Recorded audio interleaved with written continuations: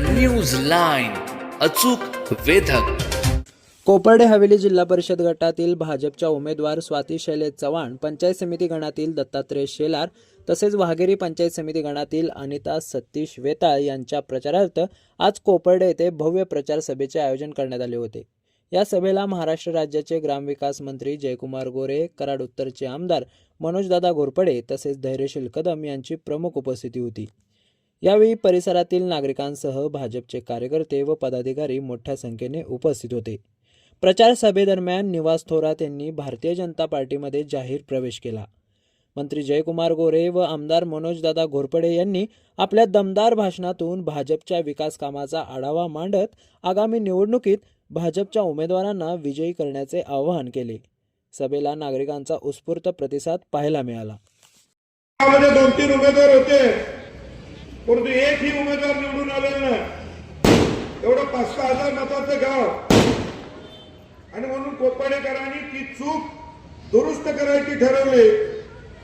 शैलेश चव्हाण असेल, महेश चव्हाण असतील, त्यांचे सगळे सहकारी असतील, शिवाजीराव असतील, दादासाहेब असतील, सगळे सहकारी पेटून उठले आणि कोपर्डेचं नाव या कराड तालुक्यामध्ये राखण्यासाठी शैलेश चव्हाणच्या मंडळीचा फॉर्म या ठिकाणी भरलेला. आणि आता कुठलं भविष्य बघायची गरज नाही. कोपर्डेकरांनी ठरवलं या ठिकाणी जिल्हा परिषद आणि पंचायत समितीच्या निवडणुका आणि आपले उमेदवार ताकदीने निवडून द्यायचे. मला तुम्हाला सांगायचं, एक कमळाचं बटन दाबलं, या ठिकाणी आमदारकीला परिवर्तन केलं. एका वर्षामध्ये 1000 कोटी रुपयाचा निधी आपण उपलब्ध करू शकलो.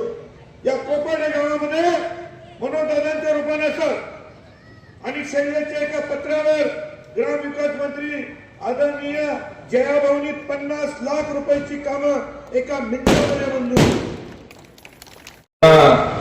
या ठिकाणी भाऊंचा आभार मानतो की खऱ्या अर्थानं आजपासून कोपर्डे हवेली जिल्हा परिषद गटामध्ये चांगल्या पद्धतीचं चैतन्य आलेलं आपल्याला पाहायला मिळेल.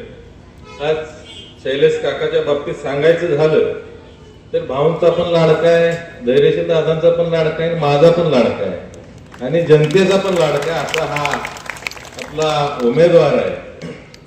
कधी कुणाला पलीकडे सर नाही म्हणणार, पण सर्वसामान्यांच्या कामासाठी कायम तत्पर असणं आणि या भूमिकेतूनच खरं तर बाकीच्या सर्वच उमेदवारांनी या ठिकाणी शैलेश काकाला उमेदवार म्हणून पसंती दिली आणि त्याच्या पाठीशी ताकदीनं सर्वजण उभे राहिला.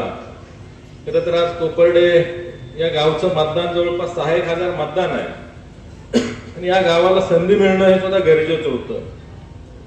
आणि त्या अनुषंगानं त्या सर्व मंडळींनी बैठक घेतली आणि आम्हाला जिल्हा परिषदची उमेदवारी द्या, आम्ही आमच्यात एकी करतो आणि अशा माध्यमातून या ठिकाणी हे नेतृत्व पुढे आलं. परंतु काही मंडळींनी या ठिकाणी फार मोठ्या प्रमाणावर आता कांगावा सुरू केला की आमच्यावर अन्याय झाला. आता मी कराड उत्तरचा आमदार आहे, माझ्याकडे तर एकदा पण तिकीट मागितली नाही. तर मी भाऊसने विचारलं, तुमच्याकडे कधी इतकं तिकीट मागितले का? तर म्हणले एकदम सुरुवातीला. नंतरच्या काळात असं ऐकायला मिळालं की फडणवीस साहेब डायरेक्ट हेलिकॉप्टरनं त्यांना तिकीट घेऊन येणार. साक्षीनं होत असलेली या जिल्हा परिषद गटाची सभा आणि सभा जेव्हा होते किंवा कोणत्याही निवडणुकीचा प्रचार जेव्हा होतो आणि या प्रचारासाठी जो अवधी दिलेला असतो तो अवधी यासाठी असतो की आपण कार्यकर्ता म्हणून पाठीमागच्या 5 वर्षात आपण काय केलंय.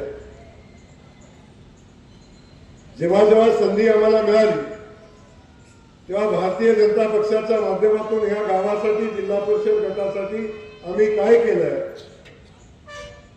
आणि जर तुम्ही आम्हाला निवडून दिलं तर येणाऱ्या 5 वर्षामध्ये आम्ही तुमच्या या जिल्हा परिषद गटासाठी, या गावासाठी आम्ही काय करू हे सांगण्यासाठी काका खऱ्या अर्थानं ही प्रचाराची पद्धत या निवडणुकीच्या प्रक्रियेमध्ये असते. पण आपण सातत्याने पाहतो निवडणुकीच्या प्रचाराच्या सभा म्हटलं की एकमेकावर टीका करणं,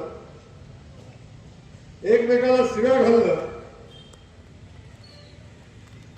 आणि एकमेकाची निंदा नालस्ती करून मत मागणं याच्या पलीकडं अलीकडच्या कालखंडामध्ये या प्रचाराच्या सभेमध्ये काय होताना दिसत नाही. द न्यूज लाईन, अचूक वेधक.